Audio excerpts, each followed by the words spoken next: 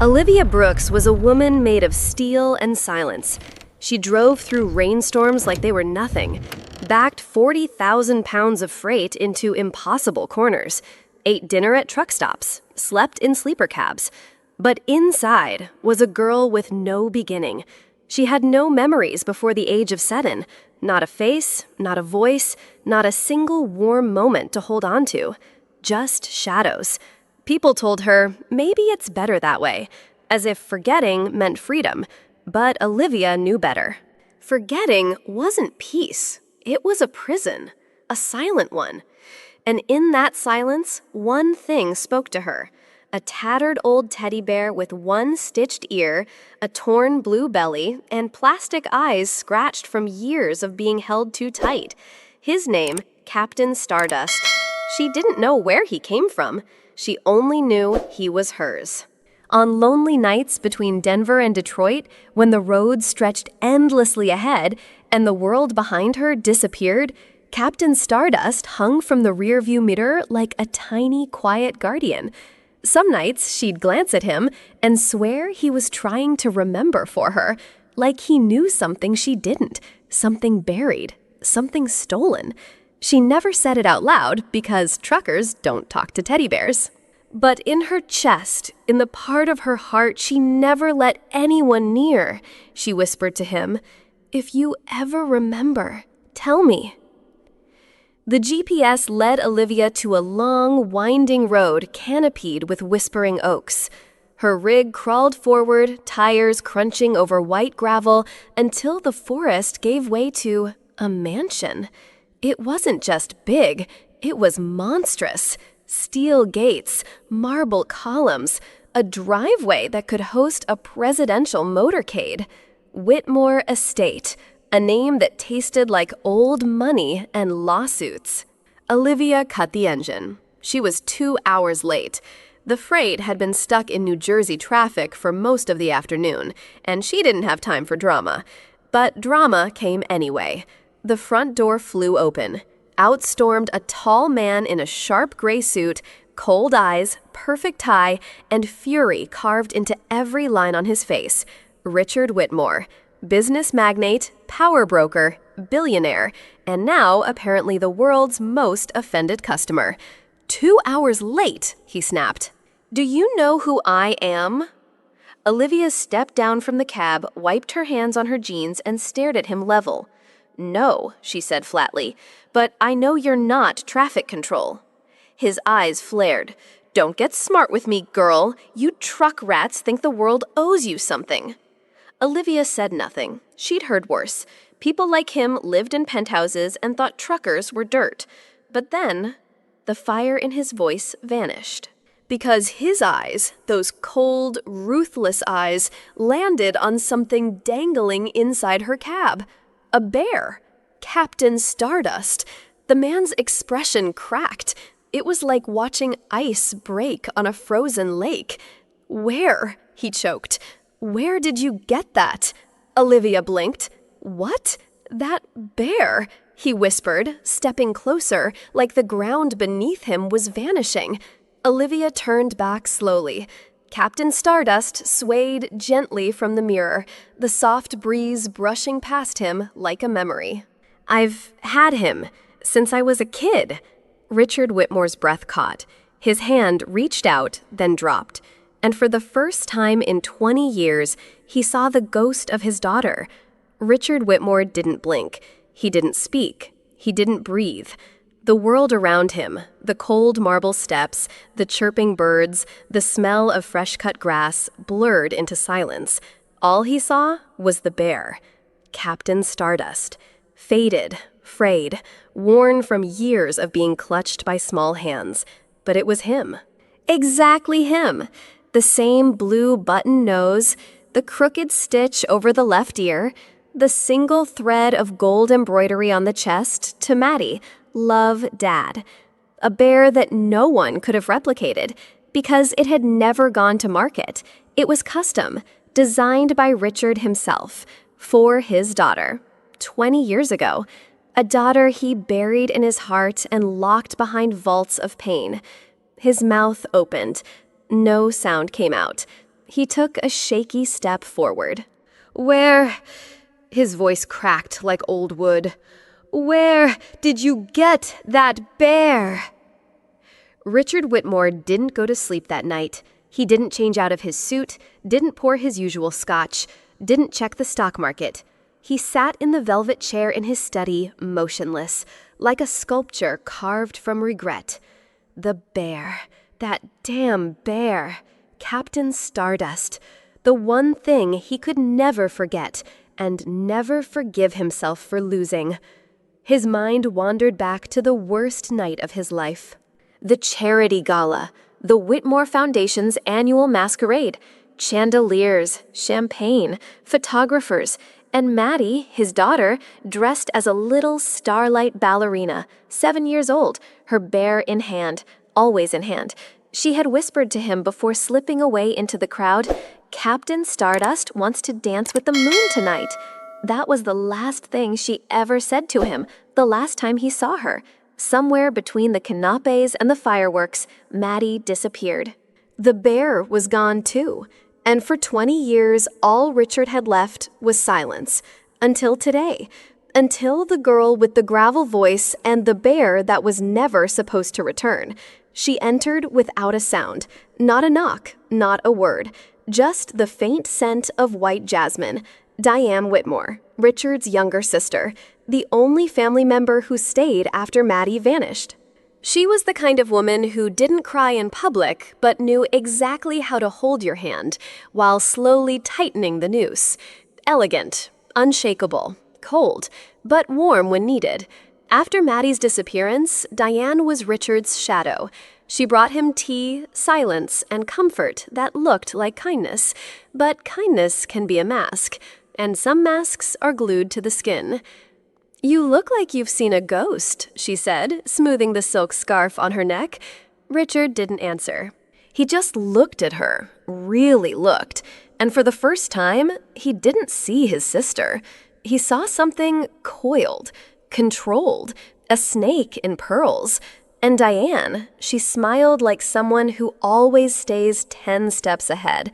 Richard hadn't opened that drawer in years, but tonight his hands trembled as he pulled it out. Manila folders, thumb drives, photos yellowed at the edges. Maddie, age 6, last seen Whitmore Foundation Gala. Every page was a scream trapped in ink. Every photo a ghost. He picked up the phone. His voice shook. "Adam, it's Richard. I need you." Adam Whitaker had been the lead private investigator in Maddie's case, the one who said years ago, "She's either dead or someone paid to keep her invisible." He hadn't spoken to Adam since the funeral they never held. But now, Adam listened in stunned silence as Richard described the bear, the girl, the eyes. "Send me everything," Adam said. "And Richard, if you're right, this isn't just a lead. This is the damn miracle we gave up on." Richard hung up his hands, still trembling. Hope was a cruel thing. But tonight, it flickered. They say monsters don't cry. Peter Sanders did. In the silence of a gray-walled cell, he broke down like a dam collapsing under 20 years of guilt. "I wasn't supposed to let her live," he whispered to the detective. "But I looked in her eyes, man. I saw stars, not fear stars." Flashback. 2003. A thunderstorm slashed through the city. The Whitmore Gala was chaos. Diane had paid him in cash. Take the kid, dump her, disappear. But Peter didn't disappear, not fully. He remembered the teddy bear falling from the child's hands, Captain Stardust. She kept whispering, "Daddy will find me." He couldn't kill hope, so he drove through the night, stopped at St. Helena's orphanage, left her on the steps, rang the bell. "Name?" they asked. He panicked. Olivia. Olivia Brooks." Then he walked away, and for 20 years, he prayed someone would bring her home. "You want the truth?" Peter said, voice cracking. "It wasn't my idea. It was hers." He slid a photo across the metal table. Diane Whitmore, regal, smiling, poison in pearls. She said Maddie was the golden girl, said the old man loved her more than anything. Peter coughed. His hands trembled. She hated that. Hated the way he looked at that kid. He'll leave everything to her, she said, unless she disappears. The plan was simple. Take the child, break the man. And when he rewrote the will, Diane would be waiting. I was just the tool, Peter said. She's the blade. He looked up. And if she knows Maddie's still alive, God help that girl. The phone in Richard's coat pocket rang at 2:47 a.m. He didn't recognize the number, but something in his gut told him to answer. It's Peter. The voice was rasped, shaking. I know who she is. Olivia. It's Maddie. It's your daughter. Silence. Then breathing, not from Richard, from Peter. She's alive, he said. And if Diane finds out, she won't stay that way. Peter confessed everything. The money, the fear, the guilt. I was going to take it to my grave, but I saw her, on the news. That girl. She has your eyes, Whitmore. A pause. Do you have a gun? Richard didn't answer. You'll need one, Peter whispered, because if Diane knows... You're both already targets. Rick, he said with a smile too careful, used to be a trucker just like you. Olivia didn't blink, just nodded, chewing slowly. They sat in a faded diner off Route 91. Rain tapped the windows. Fluorescent lights flickered overhead. She talked about engines, back roads, the best gas stations in Illinois. He listened like it was gospel, memorized her voice. He wanted to reach across the table, say, Maddie, it's me, it's Daddy. But he didn't. He couldn't. She laughed once, and his heart broke. She didn't recognize him, but she still had his laugh. You've got kind eyes, Rick, she said, like someone I used to dream about as a kid. Richard smiled, but inside he shattered. Sometimes, Olivia whispered, I hear music. Not on the radio, old music, like violins floating through a dream.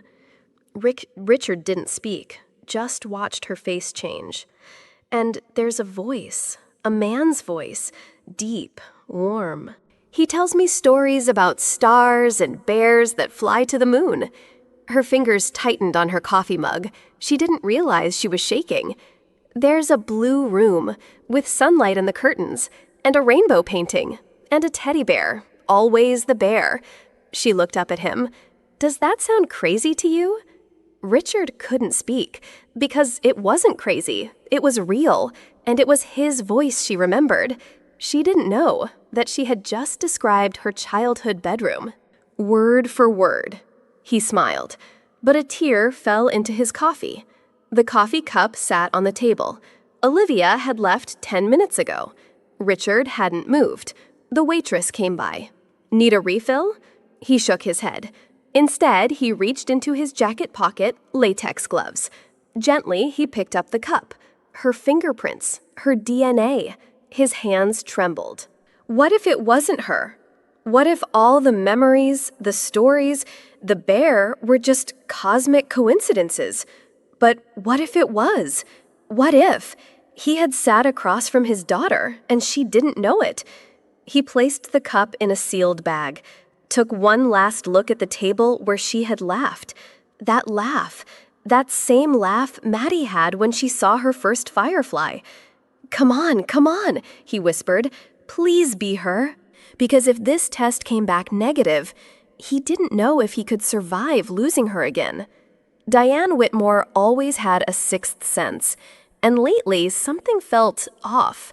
Richard was acting strange, skipping board meetings, asking questions, smiling like a man who'd seen a ghost and liked it.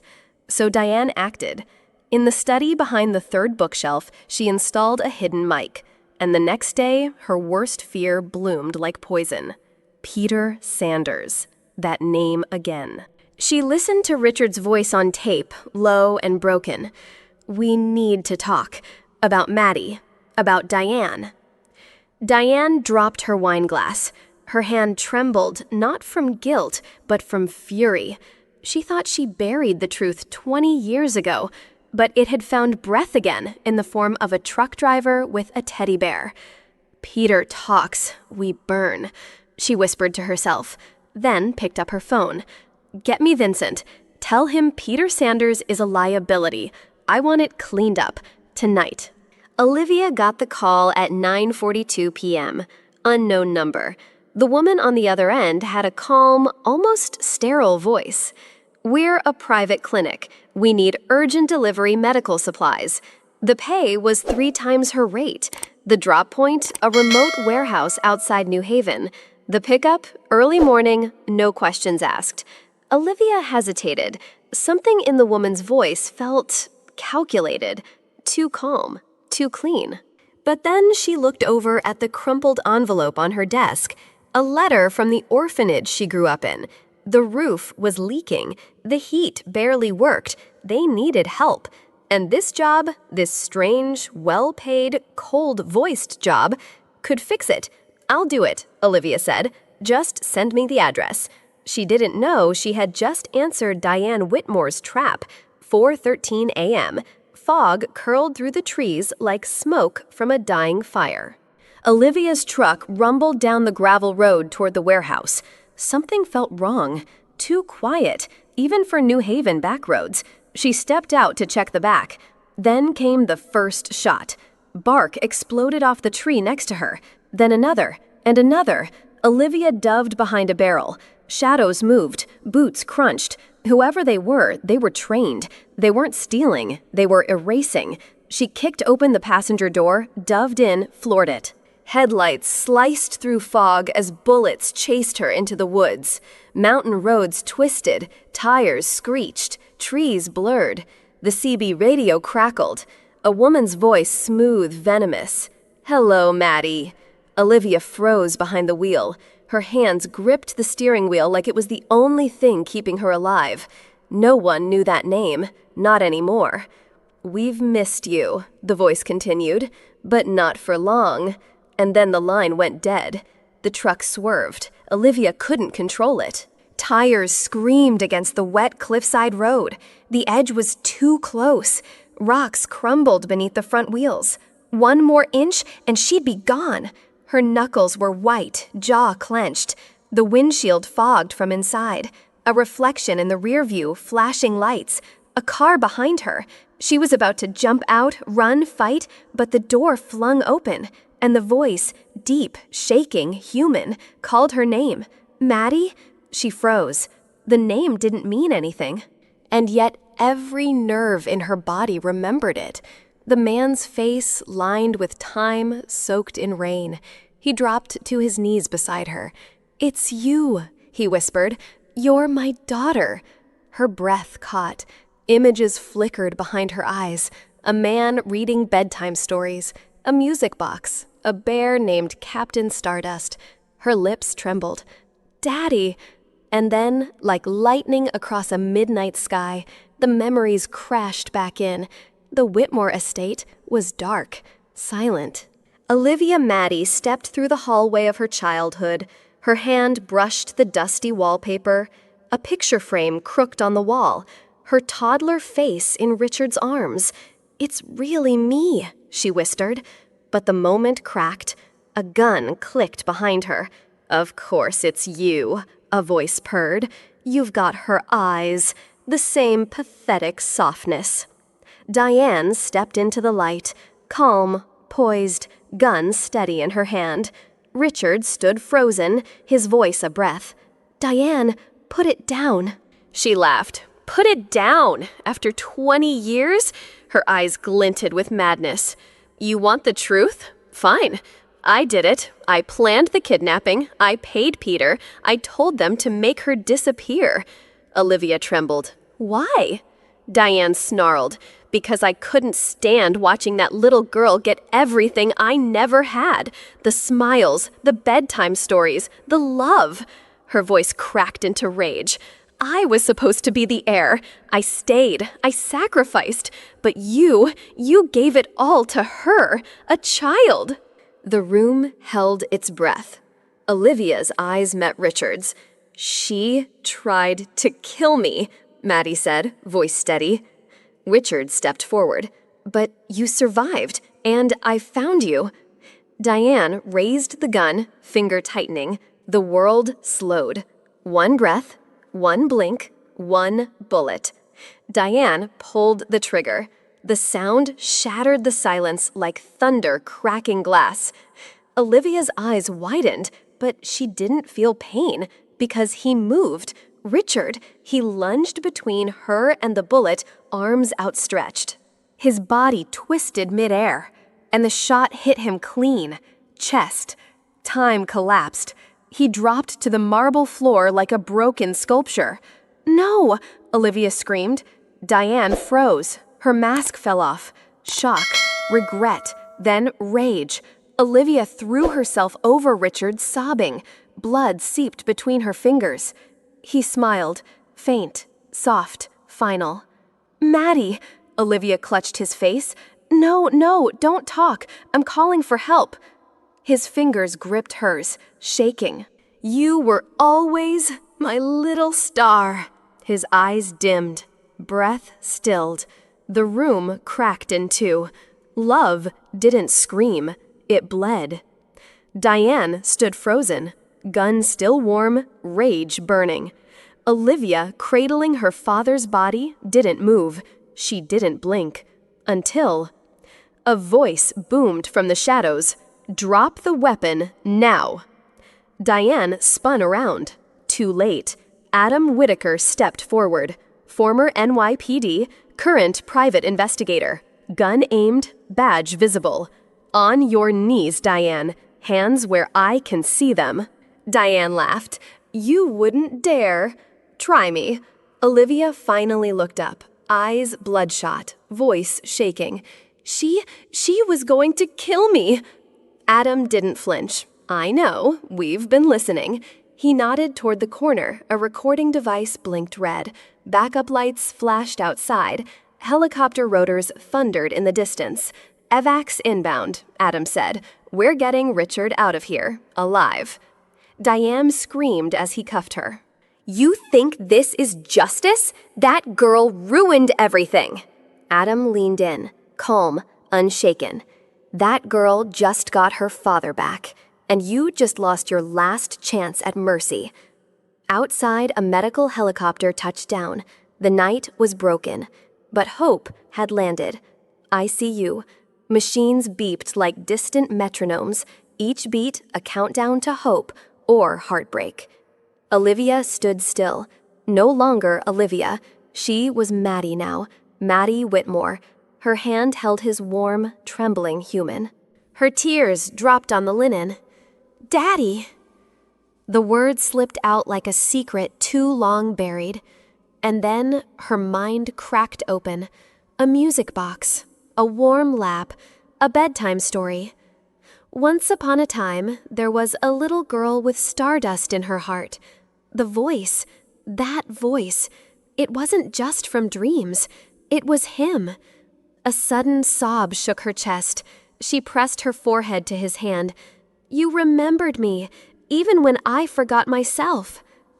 Machines kept beeping. Doctors whispered in corners. But in that moment, the little girl inside her came home. 6 weeks had passed. The scars were healing. Richard was alive, but recovering. The danger had passed. But something still pulled Maddie home. Not to the hospital, not to the courtroom, but to a place deeper than both. The door creaked open. The smell hit her first. Lavender and old books. The wallpaper still held little stars. The bed was small, white, untouched. And there he was, Captain Stardust, sitting right where she used to leave him, on the pillow, waiting. Maddie walked in like she was afraid to breathe, like if she moved too fast, time would shatter. "Hey, old friend," she whispered. Her hand brushed the bear's soft ear. 1,000 nights, lost and cold, all rushed back in that touch. On the desk, she found a note, her father's handwriting. "If you ever come back, Maddie, this room will know you." She sat on the bed, looked around. And for the first time in 20 years, she felt like a daughter again. The table was set for two. It was simple, just soup, bread, and the soft flicker of candlelight. No headlines, no cameras, no estates. Just a father and his daughter. Olivia stirred her spoon slowly. Her eyes didn't lift. "So," she finally whispered, "am I Olivia or Maddie?" Richard looked at her, not the woman she'd become, but the little girl he used to tuck into bed. His voice cracked. "You're both. You're Olivia because you fought, survived, became fierce. And you're Maddie because you never stopped being my daughter, not for a second." She looked up, eyes wet. "How can I be both?" "Because a warrior can still wear a crown, and a princess can still carry scars." The room went quiet. Then, with trembling lips, she said it, the word she hadn't dared speak aloud for weeks. "Daddy." He reached across the table, took her hand. And for the first time since that night at the charity gala, he smiled without pain. 6 months later, the courtroom was packed. Press, families, victims, and one woman standing tall. Olivia Brooks, no Maddie Whitmore, stepped up to the podium. Not to demand revenge, but to speak of what was nearly lost. "Your Honor," she began, 20 years ago, I vanished. I became a ghost with a heartbeat." She turned toward Diane, calm, not broken, not bitter. "You took my name, my childhood, and my father's joy. But you didn't take who I am. You couldn't." The room was silent. Even Diane looked away. Maddie continued, "This isn't the end of my story. It's the beginning." She paused, then held up a simple folder. On it, the logo of the Maddie Whitmore Foundation. "We've already reunited 3 missing children with their families, and we've just begun." Her voice broke just once. "To the next lost child, we're coming. And this time, no one gets left behind." A single clap echoed, then another, until the whole room rose. Justice had been served. But more than that, healing had begun. Christmas morning. The Whitmore estate stood silent in the gentle snowfall. Inside, warmth, a crackling fireplace, cinnamon rolls in the oven, and 2 people rediscovering what it meant to belong. Richard sat in his chair, pale but smiling, one hand still bandaged, the other holding a mug of cocoa. Olivia, no Maddie, placed a thick red blanket over his lap. On the mantel above the fire sat a little bear, Captain Stardust, cleaned, patched, and seated like royalty. "Still watching over me," Maddie smiled. Richard reached into his pocket, pulled out a small wrapped box. "Open it." She unwrapped it slowly. Inside, a silver necklace with a star-shaped pendant, engraved with one word, Stardust. She stared at it, then at him. "You remembered." He nodded, voice breaking. "I never forgot." Outside, the snow fell quietly. Inside, laughter soft, unfamiliar, but real. Father and daughter, finally home. And above them, on the mantel, Captain Stardust watched, silent, and smiling. Sometimes the people we're meant to love are the very ones we've lost in the fog of time. But truth has a way of finding its way home. Whether it's through a forgotten childhood toy, a buried memory, or a voice calling us my little star, what's meant to be found will be found. Never stop searching, never stop believing, and above all, never underestimate the quiet power of love. If this story touched something deep in your heart, if it reminded you of someone you love or someone you lost, then don't let the feeling fade. Subscribe to our channel for more emotional stories like this, where pain becomes healing, silence becomes voice, and the lost find their way home. Hit that subscribe button and let us walk with you story by story.